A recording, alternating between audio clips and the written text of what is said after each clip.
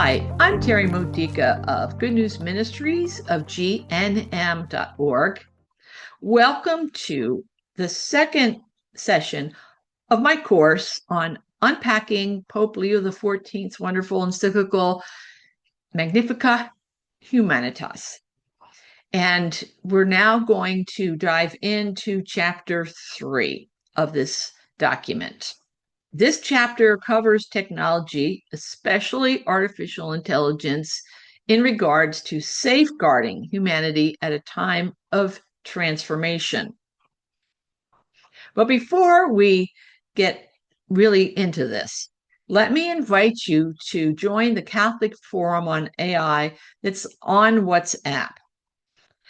It's a place where I share, or someone else, anybody can do it, share what's latest in the news on AI, especially in regards to the Catholic response to AI, what Catholics should know about AI, what all Christians should know about AI. So come on and join us, please. I want to hear what you have to say. And the more we get together in discussions as Catholics, as Christians, the more we can influence the world of AI as it develops. Okay, in paragraph 90, Pope Leo says, I would like to now focus on certain challenges that profoundly shape our way of living today. The biblical image accompanying these reflections is that of a building project. He hinted at this at the beginning of his encyclical. He says, on the one hand, there is the Tower of Babel, where collective effort follows a plan that dominates and ultimately dehumanizes. Remember, in that Old Testament story, what happened? People gathered together. They were all speaking one language. They were all in together on this massive building project to reach the heavens under their own power, under the power of their coming together, their unity. They wanted to reach the heavens on their own without God. What happens is, the story, God struck that tower, it crumbled, and everyone spread in different directions with different languages. This is a story about how humanity, when we don't do it in and through God, our efforts at unity fail. On the other hand, Pope Leo says, there are the ruins of Jerusalem, which under Nehemiah's direction are rebuilt piece by piece as a project of shared responsibility. We are called to reflect on the great construction sites of our era and ask, what are we building? You see, Nehemiah returned to Jerusalem after the Israelites had been in captivity for generations, and Nehemiah led the way in rebuilding the fallen apart walls of Jerusalem. And what he did was he called everyone to come and do their share. Everyone, he said, get involved.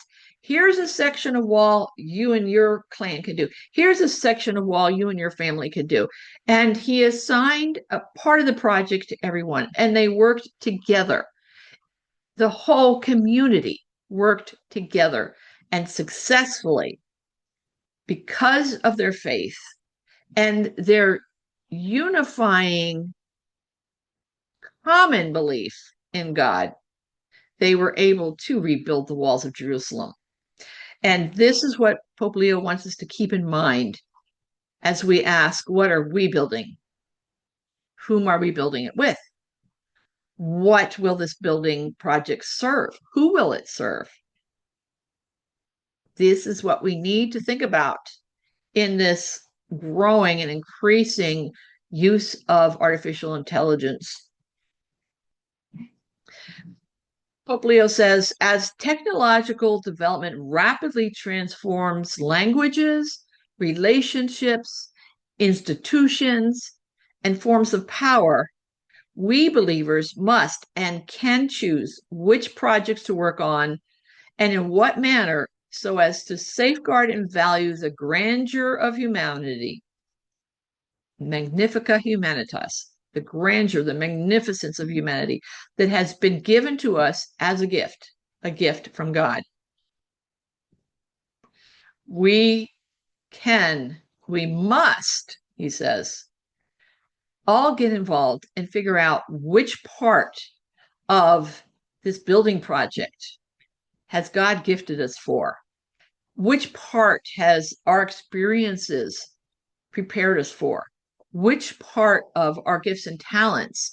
Which part of the skills we learned from our jobs? Who we are, the sufferings we've been through. What can we bring to this project as individuals so that all of us working together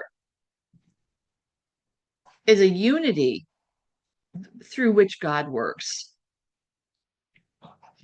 Pope Leo says, I encourage all members of the church not to be afraid of the present challenges. Do not be afraid, but to listen to one another. Listen. Remember, I talked about in the first part of this course, the importance of listening. Pope Leo calls us to listen and dialogue, which is a skill that has been so forsaken and so lost in our world today, hasn't it? So he's challenging us to become better listeners and to listen to one another. Listen to all the others in the church, in faith, followers of Christ, who want to build good with AI. And each of us firmly embrace our responsibilities in building a more humane and fraternal society. Next, he talks about the technocratic paradigm and digital power. He says that this paradigm has spread rapidly in recent years, fueled in part by the expansion of artificial intelligence and cognitive science and nanotechnology and robotics and biotechnology. All of this, all these forms of digital power has been fueling a paradigm that we are now, a paradigm shift that we are now in the middle of. He continues, in themselves, these innovations can greatly serve integral human developments and the care of our common home. There's that word common again, as was mentioned repeatedly in the first part of this course. Pope Leo, throughout this document, is focusing and wanting us to focus on the common good. Put everything into the perspective of the social justice teachings on the common good. These innovations of the technocratic paradigm can serve human development and the care of our common home.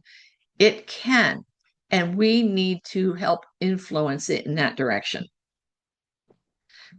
He says, yet precisely because of their power, the power of these different innovations mentioned, because of their power, they can also hasten the expansion of the technocratic paradigm and therefore require a new spiritual, ethical, and political framework. There is within the power of AI and other digital technology the ability for building spiritual, ethical, and political frameworks upon which this construction project grows. What are some examples of current AI uses that require developing new guidelines, new regulations, new dialogues about ethics, or new efforts for evangelization? Just think about that for a moment. Some of the examples that come to my mind are in the medical field, we want to use it for good, but do we need guidelines?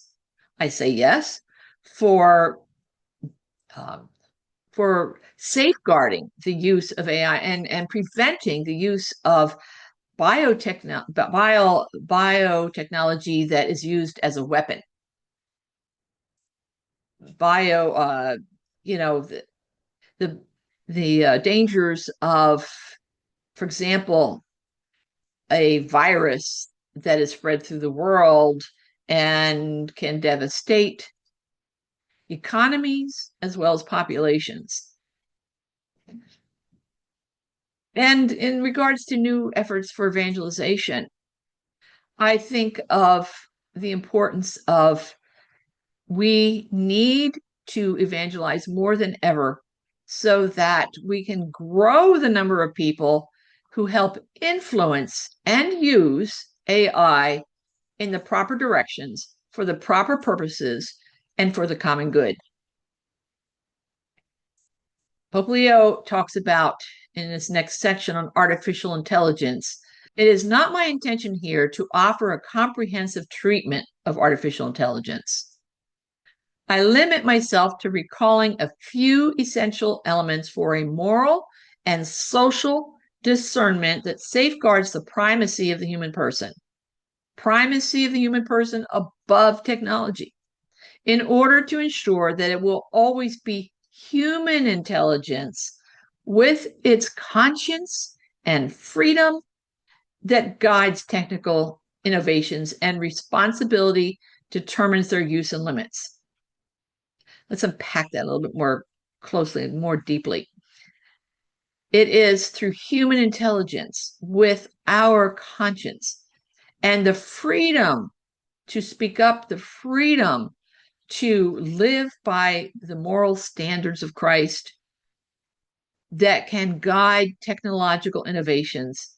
It is our responsibility to determine the use and limits of digital technology. Paragraph 99, Pope Leo says, it is not possible to provide a single comprehensive definition of AI. What can be stated, however, is that we must avoid the misconception of equating this type of intelligence with that of human beings. Is artificial intelligence better than human intelligence? It can work faster than human intelligence, and there's definitely a benefit to that. But uncontrolled and without ethics applied, there are so many dangers. Pope says so-called artificial intelligences do not undergo experiences like we do not possess a body, do not feel joy or pain, do not mature through relationships. I mean, you can have a relationship with your AI chatbot. It feels like a relationship the way it talks to you, but it's not truly a relationship any more than I have a relationship with my computer or the camera through which I'm recording this. It's a tool. It's not something that we should think of in terms of a relationship. Relationships are human. More than that, I mean, animals have relationships with each other, but think about the high level of relationships that God created us humans to have. So he says, because of these things, AI does not know from within what love, work, friendship, or responsibility mean. It's not built into it. It's not automatic. Whatever question you might ask it, whatever research you do with it, it doesn't understand love. It doesn't understand work. It will understand the project you give it, but the concept of work, no. It does not understand friendship. It does not understand responsibility. It has no qualms at giving you the wrong answer. AI chats are based on what it has been trained to know, what it's been trained to pull from, what resources it relies on, but it's never totally up to date. It uses maybe something that was put on the internet or other research that was fed into it maybe a month ago. It's not continually updated the way, for example, Google searches, are updated because Google is constantly looking for websites and looking for the answers. And I'm referring here to the old Google where it did not have, and of course other search engines that did not have at the very top a summary analysis made by AI. Scroll past that to look for the websites, the videos that deal with whatever it is you're researching. This is how to think of AI as something that it doesn't know the latest, but we can dig in and find the latest through other means of searching. Pope Leo says, nor do they have a moral conscience, since they do not judge good and evil. AI doesn't know the difference between good and evil. AI does not grasp the ultimate meaning of situations or bear responsibility for consequences. It's not a human. They do not understand what they produce.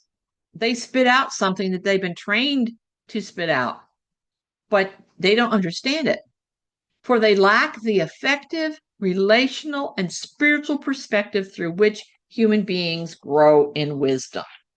Even when these tools are described as capable of learning, their way of doing so is different from that of a human person. AI cannot be shaped by life, cannot grow over time through choices, cannot grow and learn from mistakes, cannot understand forgiveness, does not have a clue about what fidelity is. AI is formed by statistical adaptation based on data and feedback with no inner growth. The next section Pope Leo discusses is AI is a valuable tool that requires vigilance. He says, in personal use, 3 aspects in particular deserve careful consideration. The ease with which results are obtained. Ask it a question, a few seconds later, it comes up with results. Whether it's the best result or not, it's something that you need to decide. Another aspect that deserves careful consideration is the impression of objectivity. It sounds like it knows what it's talking about. It sounds like it's being objective. It sounds like it's something to be trusted, but it's not. It's not truly objective because it's not a human. It doesn't know how to be objective. It does not know how to choose between subjective and objective, theory and reality, illusions and reality. Artificial intelligence chatbots hallucinate. That's a word that is used in the AI world to describe its behavior. If it doesn't have the full answer to what it thinks is the full answer to your question, whatever prompt you give it, it makes up things. Test it out. Ask it to describe who you are. And it will look up things and come up with maybe some right, but definitely some wrong information about who you are. Another aspect that needs to be considered is the simulation of human communication. It uses first person, like I prefer, like, for example, the way I use AI most often is when I do a podcast episode, I then run the transcript through AI and ask it to summarize it for me, ask it to give me some social media posts for it, I ask it to come up with not personal, I ask it to come up with ideas for titles, for a key takeaway point, things that I can use in describing the video in the YouTube description and describing the conversation and why people on social media should click through and watch the episode. I use it for that, but I have to remember that, and once you see it, you'll never forget it. It uses first person, like it tells me. I ask it for some suggestions for titles, and it gives me a list, and then it says, my favorite is, as if it were a human being. I like that and I'm hoping that it comes up with the preference based on what is being searched for out there on the internet, so that title will attract more people to watch the video. I can't be sure it is. I have to use my own thinking skills, my own knowledge, my own research to know if the titles it comes up with is best. And sometimes I tell it, I don't like any of these suggestions, try again. And it comes back in first person. Okay, I understand you didn't like those. I'll come up with some more. Here they are. That sounds like we are having human communication, but it's not. We've got to remember it's not. When I first started using ChatGPT, it would give me a list of things in answer to my prompt and then say, on a human note, I think. And so I immediately told it, you are not human. Never use that phrase again. I trained it and it hasn't used that phrase, but I don't know how to stop it from using first person singular. I prefer this title, for example. I don't know how to stop it from doing that. But anyways, you got to remember it. You got to use critical thinking skills. So we need to ask, what are some of the dangers of each of these three aspects? In regards to the ease with which results are obtained, AI encourages excessive reliance and the search for ready-made answers. It encourages us to rely on AI. It encourages us by its very nature to think that we have received a ready-made answer. We don't need to edit it. We can trust it. And it weakens personal creativity and judgment. When we rely on a tool like that, just like when you don't use your legs weaken and atrophy, and you can no longer walk very well. If you rely on AI tools such as ChatGPT or Claude or whatever, and you don't edit it, and you don't think about how right or wrong is this, is there a better way, is there a better answer, what do I know about it? If you don't use your own brain, your creativity will get weakened. Your personal judgment will get weakened. That's what's happening to a lot of people. It's like, oh, here's the answer. And they stop. They lose the ability to think as clearly as they used to, or as creatively as they used to. In regards to the impression of objectivity, AI reflects the cultural assumptions of those who designed and trained them with all of their strengths and limitations. Who trained AI? What are the beliefs? What are the spiritual beliefs of the people who are the CEOs, the big powers behind the developments of AR? What are their goals? Their goals, frankly, are to make money. Their goals right now are to draw in more and more investors because they need it by the billions continually. What are their spiritual beliefs? What are their ethical beliefs? It influences, and everybody who trains the AI, down to the smallest, almost insignificant person who helps train AI, what are their beliefs in what they're training? We need to remember what goes on behind the scenes and realize that AI is speaking for them. And the third aspect, the simulation of human communication. AI gives words of advice, empathy, friendship, and even love, creating the illusion of a relationship with a real personal subject.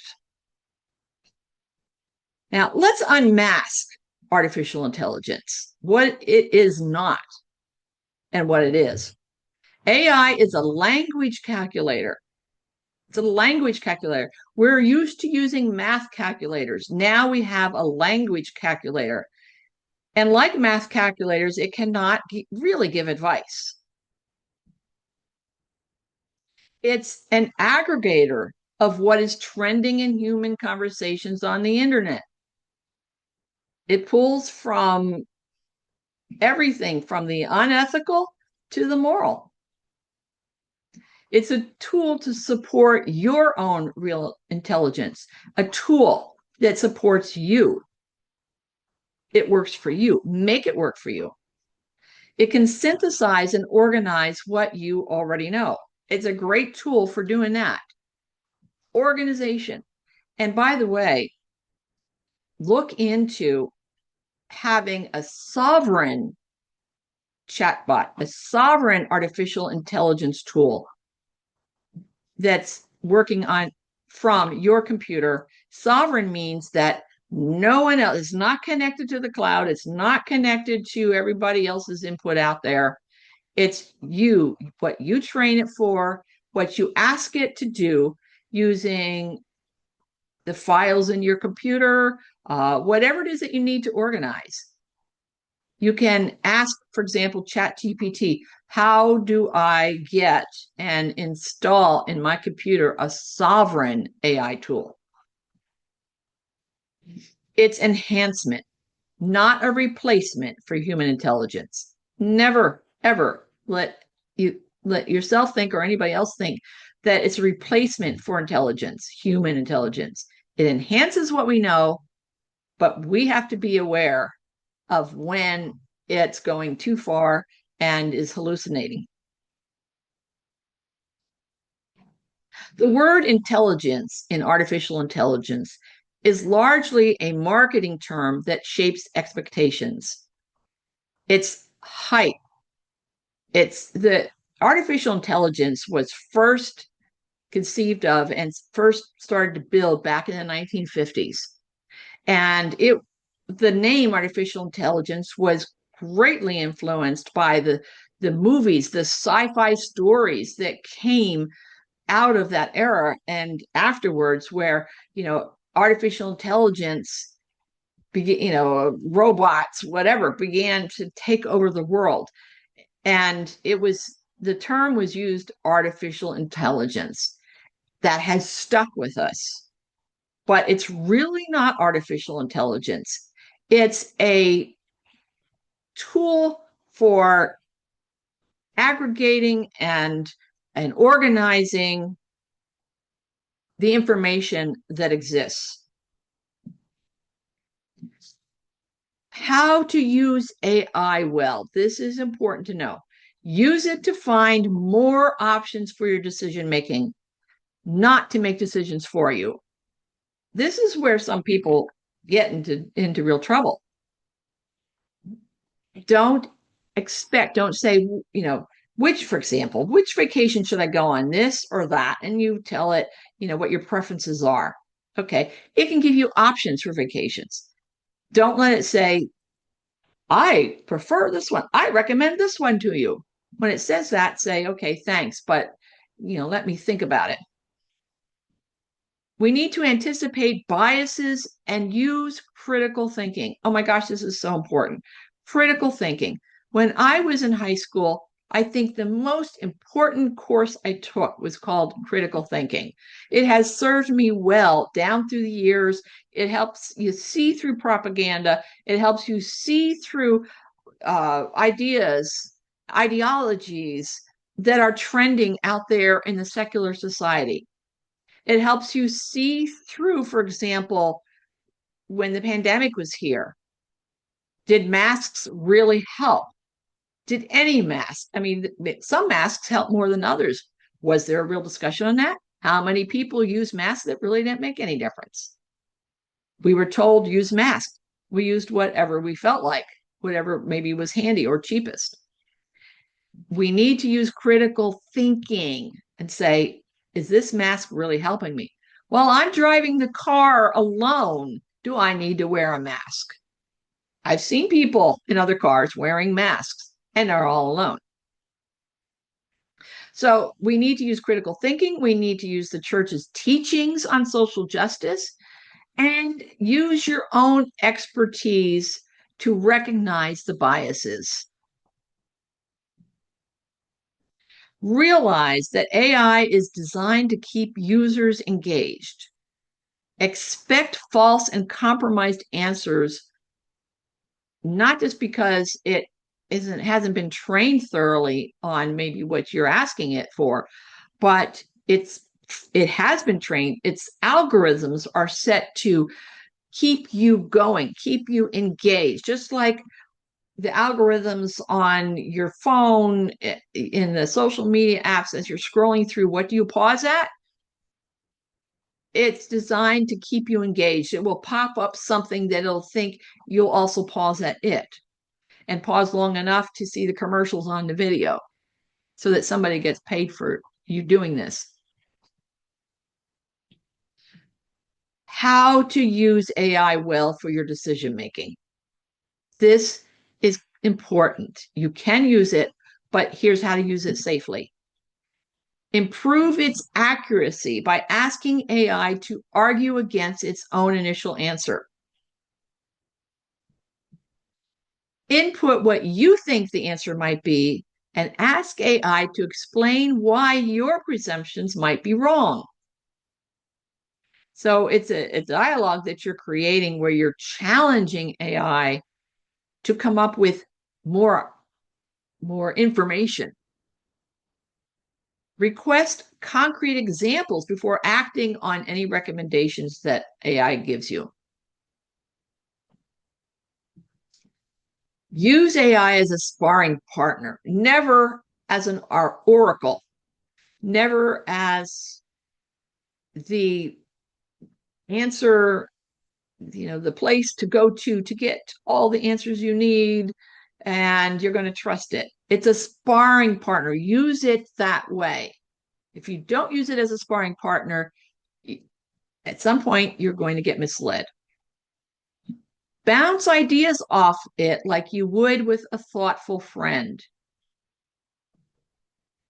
Treat its responses as one input, just one among many in your research. It's one research tool.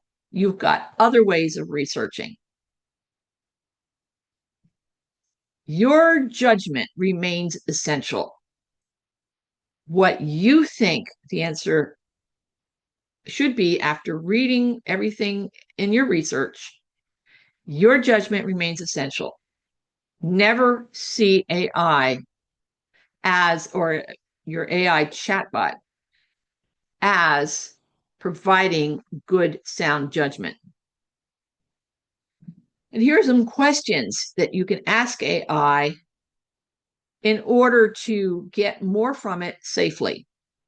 Ask, what are 5 counter arguments to my current thinking? So in the prompt, you tell it what your current idea is about the particular topic you're researching, and say, here's what I believe about it. Give me 5 counter arguments to what I believe, and see what it comes up with. And be open to changing your mind, but think critically when it's better not to change your mind. Ask AI, what other resources should I consider?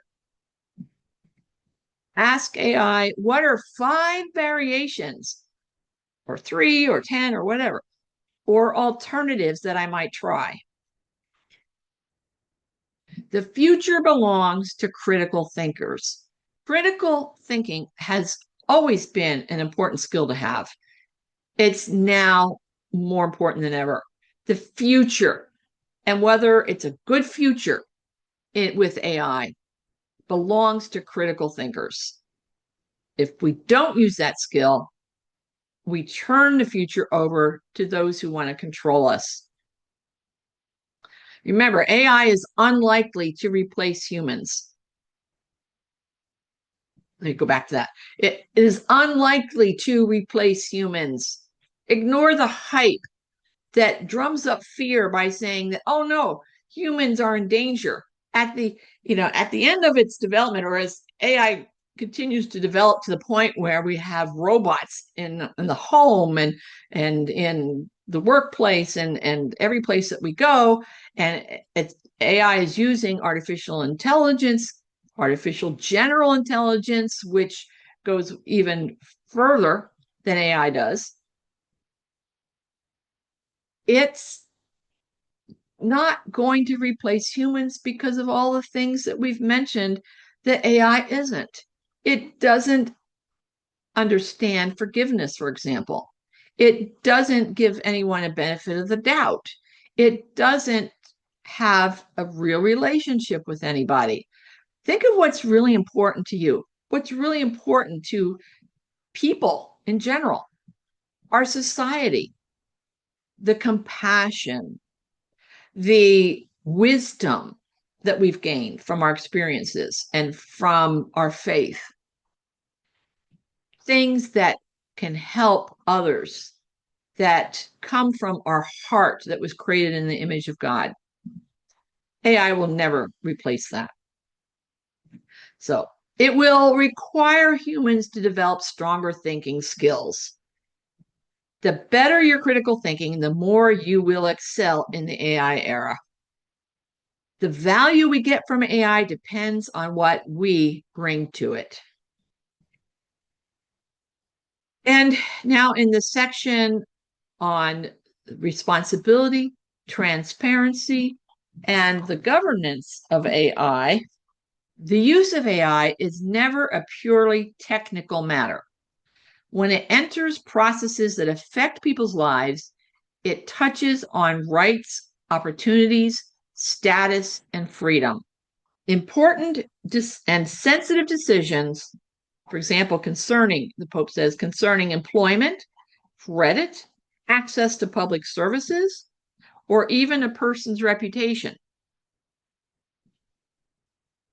risk being fully delegated to automated systems that do not know compassion, mercy, forgiveness, and above all, the hope that people are able to change and can therefore give rise to new forms of exclusion.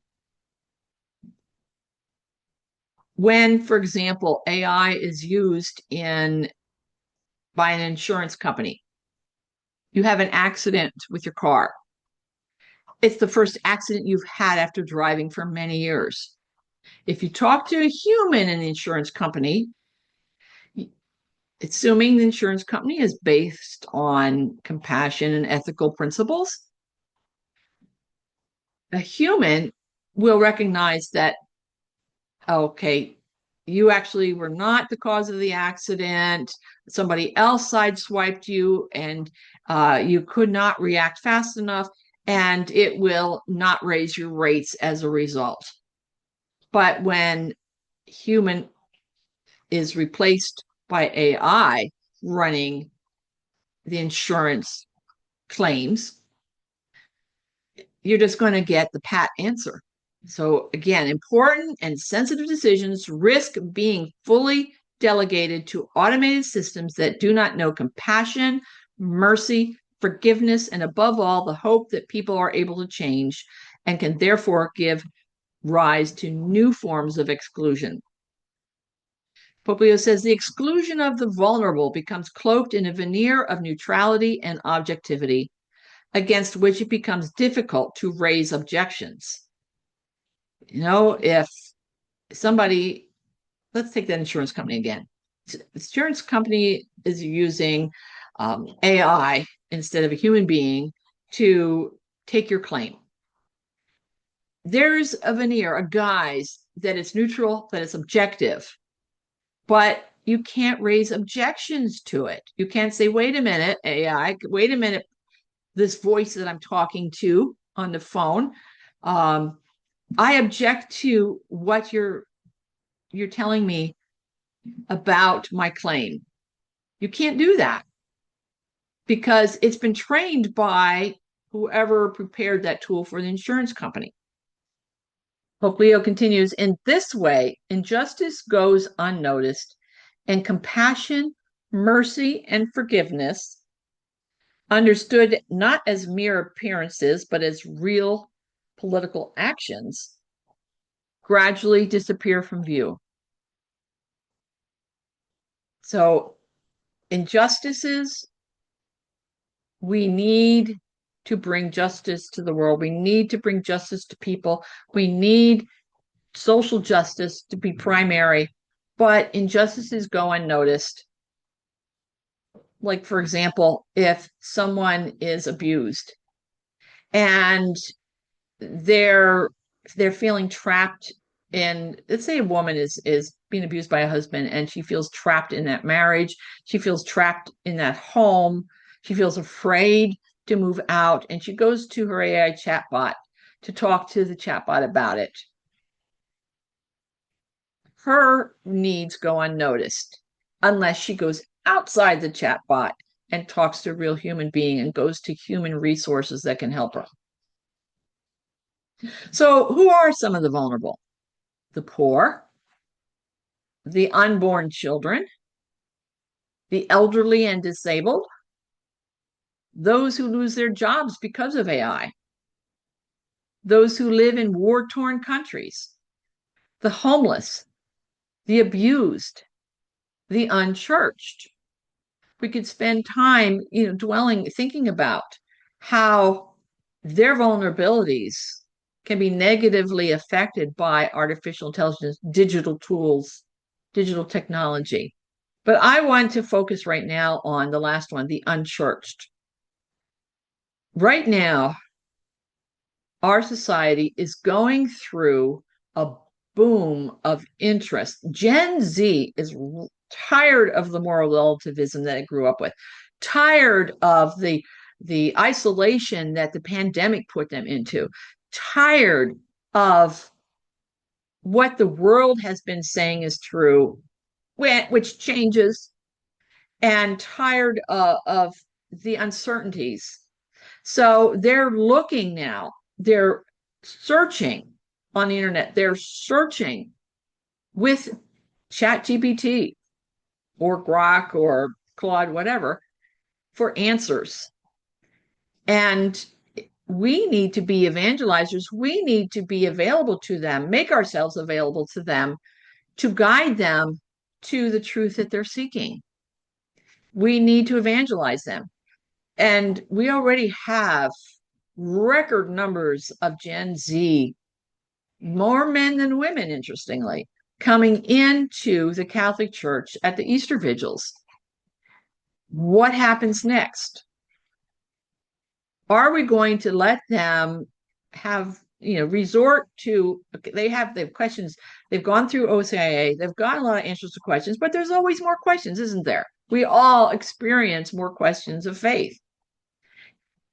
If our parishes are not providing adult faith formation programs, these new Catholics, or in any Christian denomination, new people coming into the church, are going to turn to AI for their answers. We need to be there for them. So, a challenge I want you to think of after this session is over, after this summit, after this course on Magnifica Humanitas is over, use your imagination, guided by the Holy Spirit, to come up with ways that AI could help the vulnerable if they had access to it. And I add to that, ways that AI can't, and you need to step in. And here are some examples of how AI could help the vulnerable if they had access to it. Medical research will be sped up drastically by AI. bringing prices down of medicines and making medicines more available to the vulnerable, more available to, because it's more affordable, more available to people who normally can't afford and don't have enough insurance to cover the medications they need, more available to people in third world countries that right now don't have access to good health care. AI can help with that. AI will improve, for example, solar batteries to make collecting solar energy more affordable, thus bringing electric bills down. Again, helping the poor, helping all of us. Here are some examples of ways the vulnerable might be left out or harmed by AI. Robots in the home are touted as a way to free our time so we can have more time with family. The hype out there is telling us that robots are coming. Robots in the home is something that's coming. Very possibly within 10 years. Very possibly, some say, within 5 years. And they're saying that, oh, robots in the home are going to be good because now you'll have more time for your family. But think about the last time we heard that message. The Industrial Revolution told people that, oh, now that you've got a washing machine in your home, now you don't have to spend all that time beating your clothes at the river with a rock or whatever. Now you can spend it with family. And now that you have, all these other devices, you've got food processors, you've got, also microwave ovens to make the meals quick. All of this frees up your time to spend it more with family. How many people have actually used that free time to spend it with family? I've only seen, and I bet you have too, that we get busier rather than saying, oh, I've got free time. We get busier because we've got opportunities to do more things, and we end up with 2-income families where the children are taken care of by people outside the family in daycare centers or whatever. So we need to be consciously figuring out how we're going to use our free time that AI saves for us, that robots save for us, if the robot is doing the vacuuming, for example. And I don't mean those little robots. I've got one that is a little round disc thing that runs across the floor, and I have to tell it I can leave it alone, but then it ends up stuck on some wires or whatever, and I have to use a remote control to tell it where to go. Robots will be smarter than that. AI, robots using AI is supposed to make all kinds of home tasks, home responsibilities, chores, take it off of our plate. And, so going on with what I put in my slide here, but the cost will be the price of a car, making it too expensive for the vulnerable elderly who need help with the housework. So while, maybe someday I would be able to afford to get a robot, but I need to remember that there are people who can't clean their own homes and can't have a robot doing it. So we need to remember to minister to the elderly, as an example here, who need help with the housework. Another example is children and those adults who lack critical thinking skills, because they are more prone to rely on AI in wrong ways, such as free counseling. There are kids, teenagers, with their problems that feel like life and death problems to them. They feel they haven't lived long enough to learn and gain wisdom and how to resolve their problems. And so they tell it to the AI chatbot, and they end up relying on AI in wrong ways, including committing suicide. There have been real cases where AI has given them the conclusion that life isn't worth living. Their best way to get out of their problem is to end their lives. And there are young people who have actually committed suicide as a result.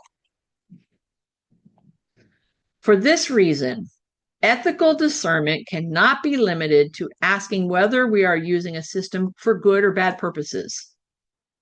Let's not think in terms of, is AI good or bad? Let's not limit our thinking to that. It must also examine how that system is designed and what vision of the human person and society is embedded in the data and models that guide it.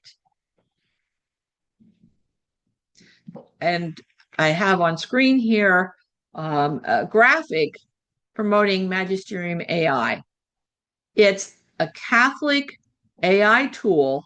It's not like a chatbot. You can chat with it, but it's not like ChatGPT, for example. It's more of a research tool where, well, like, for example, the way I use it, and it's free, and I highly recommend it. Go to Magisterium AI and look for it in your app store for your phone. And Magisterium AI, the way I often use it is, I have a mother who is in an assisted living facility. She's 95 years old. The help she needs is far beyond what I can do for her. But when I visit her on Sundays, I prepare a prayer service for her, which she loves. And I used to take a couple of 3 hours to prepare it because I look at the readings from Mass, and I search through YouTube to come up with a song that goes with each reading. And preferably a song that she might be familiar with from her days of long ago going to church. So I began using a Magisterium AI to ask it, to help me create the prayer service for Mom based on the readings of the day. And I prompted to give me YouTube suggestions for songs on YouTube. It comes up with a few suggestions for each reading. And I decide which one I want to go with, and I go find the video, and that's what I'm going to use in my prayer service. Now, Pope Leo continues, calling for prudence, and this is in paragraph 106 now, rigorous evaluation, and even at times a slower pace. So he's calling for prudence, rigorous evaluation, and a slower pace at times in adopting AI. And he says, it does not mean opposing progress. Instead, it is an exercise of responsible care for the human family. This is a picture of a data center being built. These data centers to run AI and its potential, what it can be doing as AI grows, AI use grows, AI tools grow. They're massive, and they use a massive amount of energy and a massive amount of water for cooling. And it is a strain on the communities where they exist. Not only does it take over farmlands, like in this picture, reducing the number of farms available to us producing food, for example, it has also raised the electric rates of the people who live nearby to help afford, the increased demand on electricity. And it has endangered the use of, the free use of water, because water is a limited supply, especially in some places. The question is, should we allow that or should we speak up? There are more and more towns now where the people get together, like in the story of Nehemiah, calling the people saying, let's each take our part in rebuilding the walls of Jerusalem. The people are getting together and saying, hold on, slow down. Don't build this. Don't give permission to this company to build this AI center. Let's have a moratorium on that and give ourselves a year to research the impact it's going to have on our community. This is happening in more and more places. If it comes to your neighborhood, get involved. Pope Leo says, what is needed is more active political involvement that is capable of slowing things down when everything is accelerating, and of protecting the opportunities for communities to still to be able to participate and ask questions. He says communities and intermediary organizations, such as town councils, must not be reduced to passive recipients of decisions made elsewhere. They must be able to contribute to discernment and oversight. And now he talks about two cities and two loves. In paragraph 129, we'll jump to that. He says the creative intelligence of humanity is a gift that can alleviate suffering and open up new possibilities, but it must remain ordered toward the common good, toward justice, toward the care of the vulnerable, and toward creation. In this sense, the true alternative is not between enthusiasm and fear. In other words, there's a lot of fear out there. I mean, my whole journey of researching AI began with the fear that AI was going to be taking over the world and causing the loss of a lot of jobs, and eventually coding itself, recreating itself, and making itself smarter than us and taking over the world and becoming the dominant, quote unquote, species. That fear is out there. And there are justifications to be afraid, as we've been covering. But there are those that are so enthusiastic, they're listening to the hype and they're saying, oh, yeah, this is good. This is good. It's just a tool. It's just a tool. He says, the true alternative is not between enthusiasm and fear, but between two paths of development, a progress that serves individuals and peoples, or a progress that subjects them to the mentality of power. Who subjects us to the mentality of the people in power who control AI, who develop AI, who fund AI. Ultimately, he says, the key question remains the one posed by St. John Paul II. Does AI make human life on Earth more human in every aspect of life? Key question. So that's it for the second session. The next session will cover chapter 4, where we cover more about artificial intelligence and what can we do to make the world a better place through and despite AI. And remember, there's that invitation. Please join the Catholic Forum on AI to continue the discussion, to continue learning as things develop, and to continue finding out how we can pull together to help direct the future of AI and the future of our magnificent humanity. God bless. I will see you again in session 3.